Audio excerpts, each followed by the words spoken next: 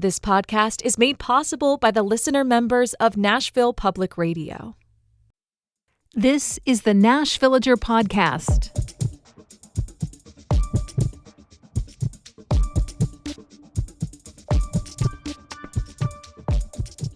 It's April 10th, 2026, and on this day in 1825, what is believed to be the very first hotel in Hawaii opened.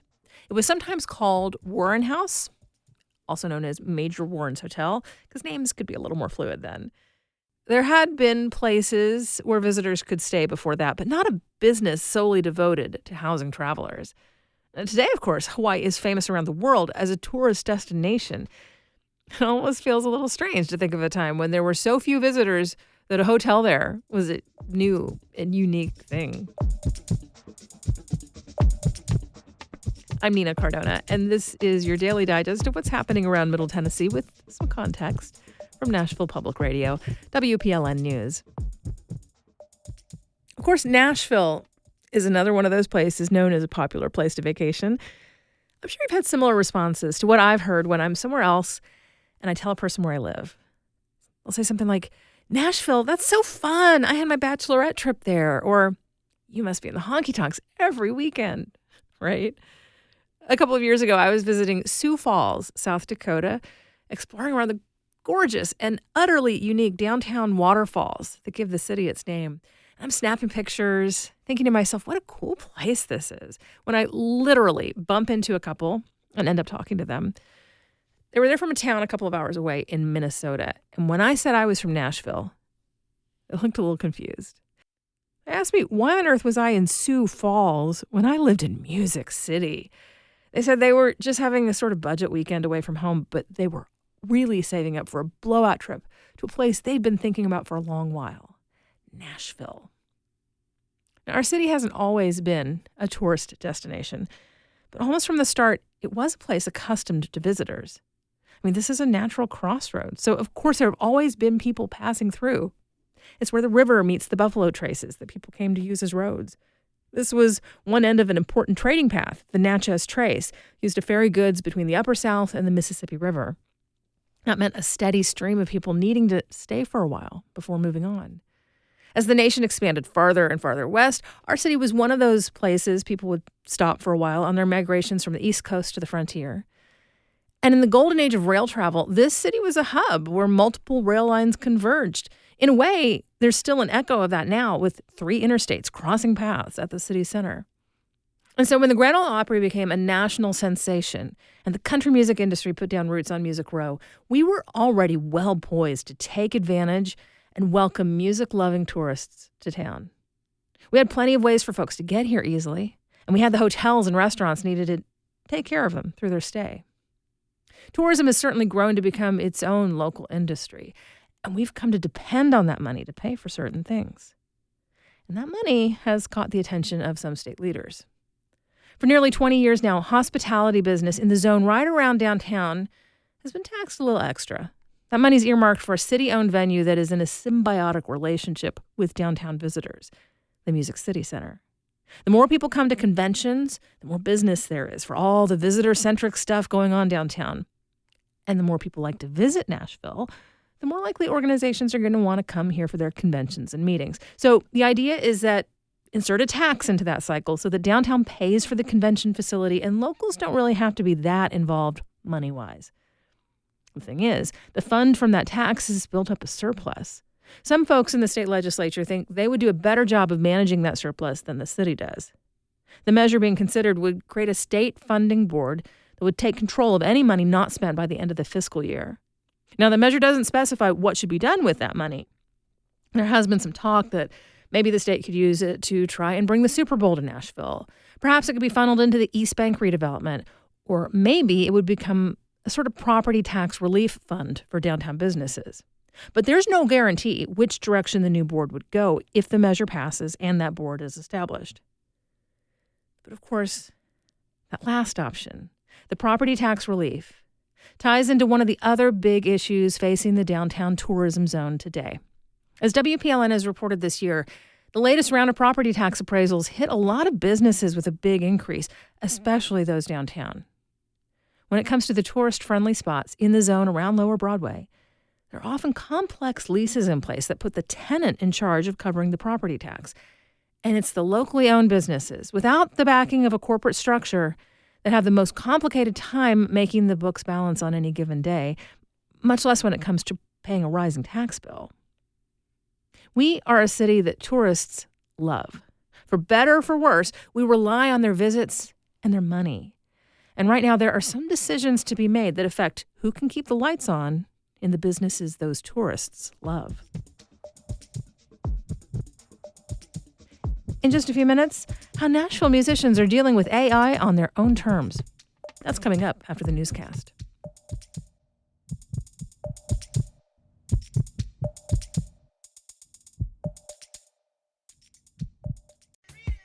Nashville Public Radio is always here to keep you informed, whether it's the latest news or music you should check out. Every week, What Where Wednesdays shares the latest happenings taking place right here in Nashville by talking to members of our community, putting on events in your neighborhood and beyond. So tune in to What Were Wednesdays every Wednesday, and you can always find events at WNXP.org/events. Here's the latest from WPLN News.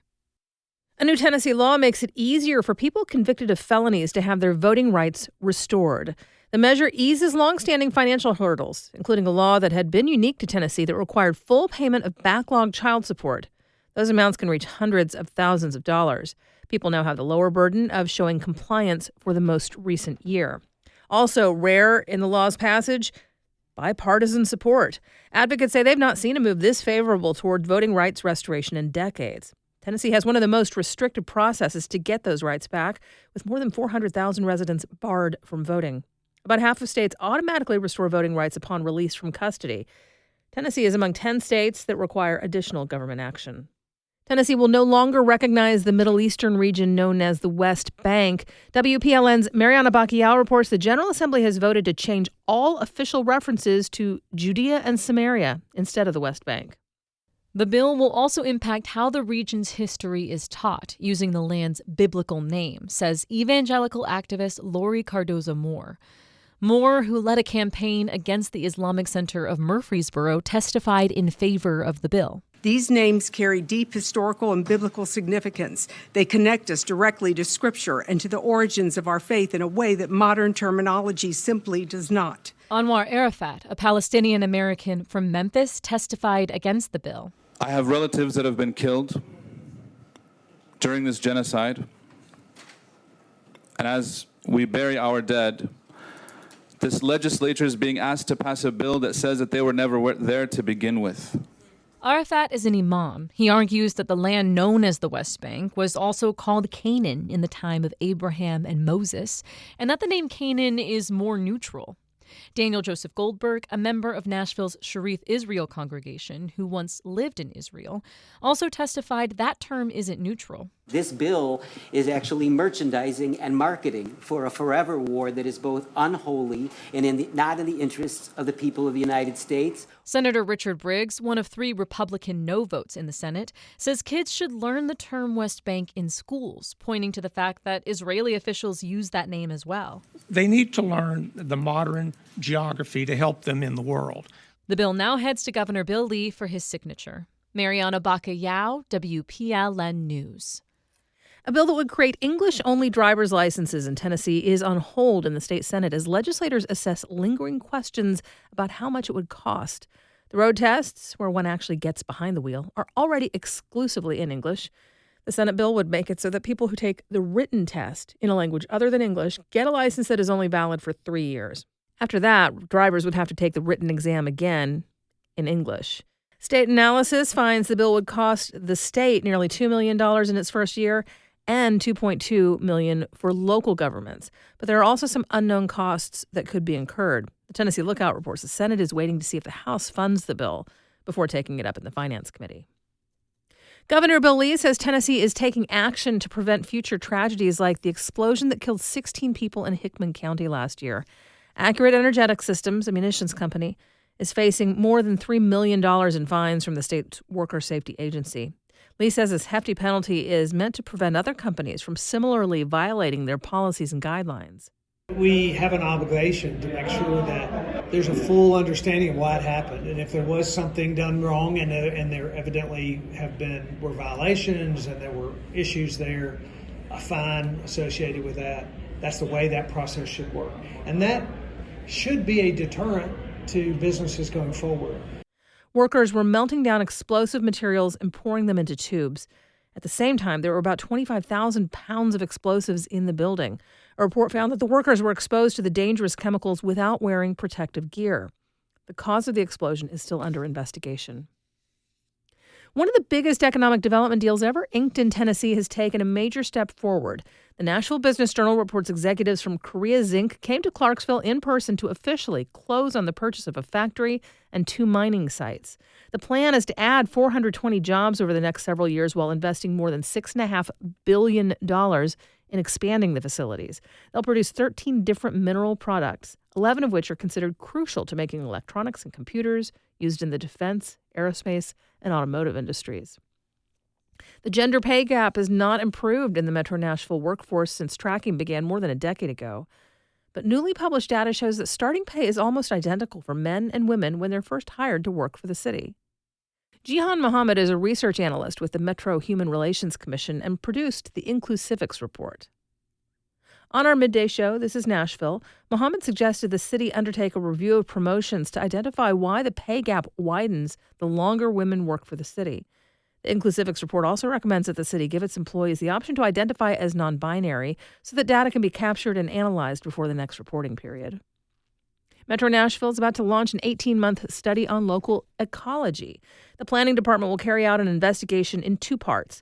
The first, identifying local ecological issues, and the second, identifying ways to address those issues. That's according to reporting by the Nashville Scene. That first phase will use geospatial analysis, which provides specific numbers on environmental issues like erosion, water quality, and how development could interrupt wildlife habitats. City officials told the Alt Weekly that city planning has been primarily focused on housing and transportation.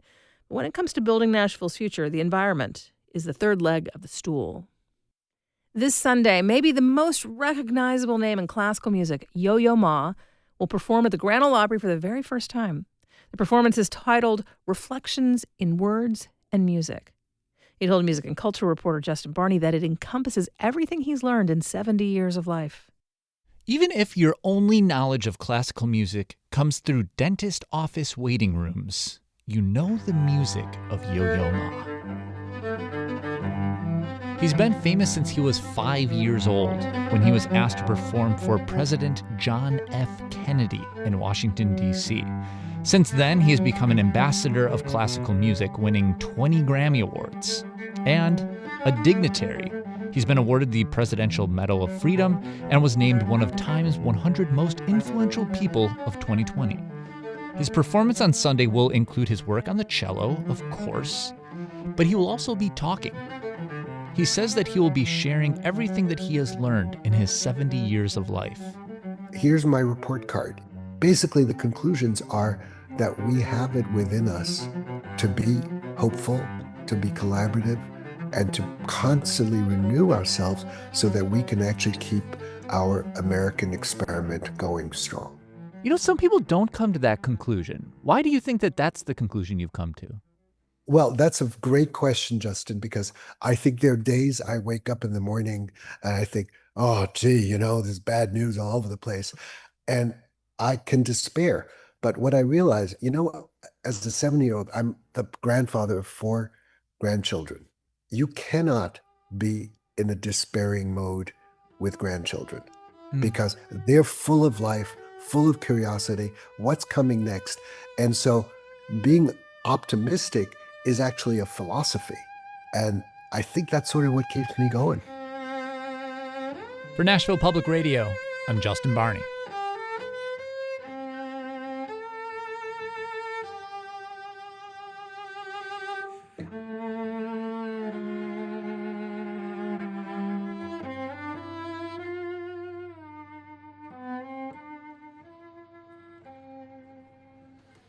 This Sunday, he'll be playing his cello that was made in Vienna in 1733, nicknamed Petunia. You'll find more news anytime at WPLN.org.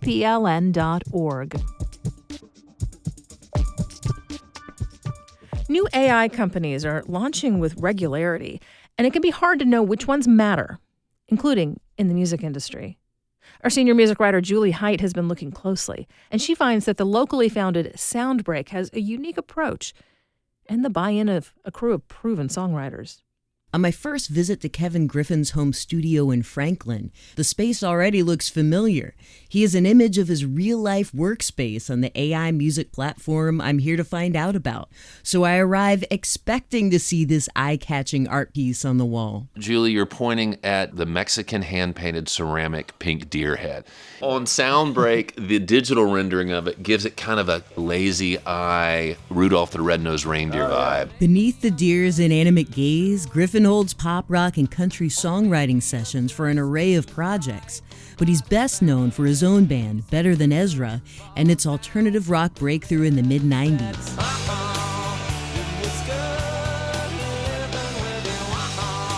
Griffin's been in the music business long enough to witness how it handles technological crises, like the rise of illegal downloading in the late 90s, followed by the ascendance of streaming platforms like Spotify. The labels sued them and said, we will settle if you give us a piece of your company. Now the labels are making more money than they ever have in the physical era of sales. Meanwhile, the songwriters are getting screwed. After the launch of the AI music-making platform Suno grabbed attention in late 2023, Griffin spent a weekend putting its abilities to the test. This magical elixir of songwriting that we thought was impenetrable by computers suddenly was making these compelling songs.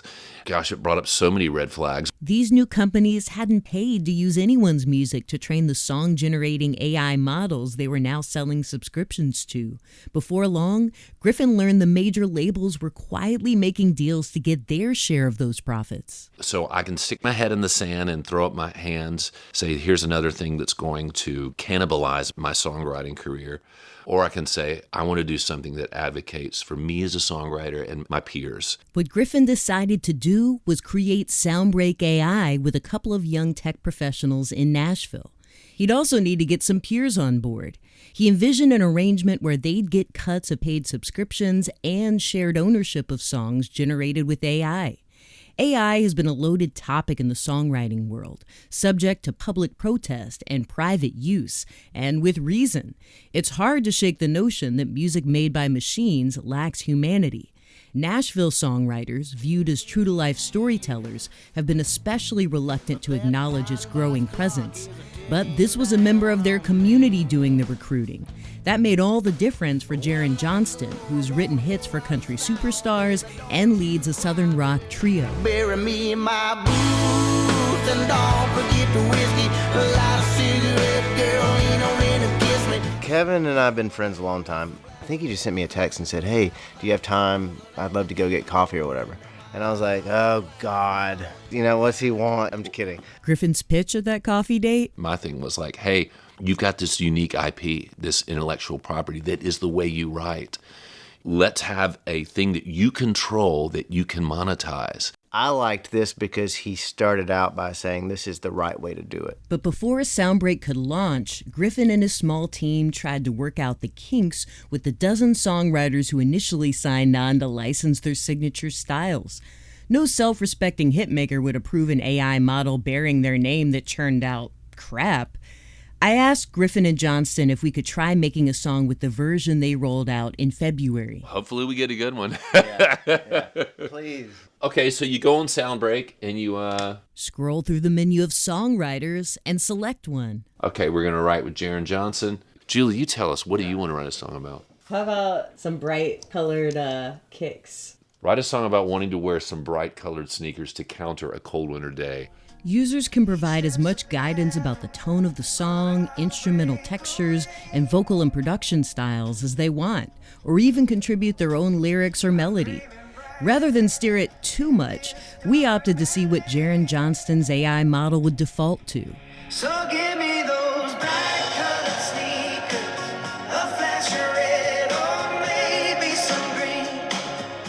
Let me dance through the snowflakes in a world. That's a dope hook. For a song with a goofy title like Hot Kicks, it struck me as surprisingly pensive, but that's kind of Johnston's wheelhouse. And that's actually really on brand. And how does Johnston feel about what his AI model has just cooked up? You know, I was in a writing session with somebody, and I came out with that at the end of the day. I'd be like, baby, you got to hear this. And my wife hates everything. And she'd be like, hell yeah, that's great. Soundbreak users are more likely to be fans who don't actually know Johnston or Griffin.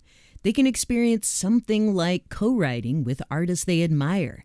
And they may even get a human response when they upload the songs they've made with AI. Here's Griffin again. Like when I thumbs up a song, then it gets a badge on it that says artist approved. And having that type of say is kind of the point. For Nashville Public Radio, I'm Julie Height. Thanks for listening to the Nashvillager podcast. We take this look at Nashville news every weekday. If you like it, go ahead and subscribe on your favorite podcasting app and tell a friend or give us a mention on your socials. It really helps get the word out. And of course, everything at WPLN News is listener supported. You can become a member at WPLN.org. And that's it for today. Thanks so much for listening. Let's make this day a good one.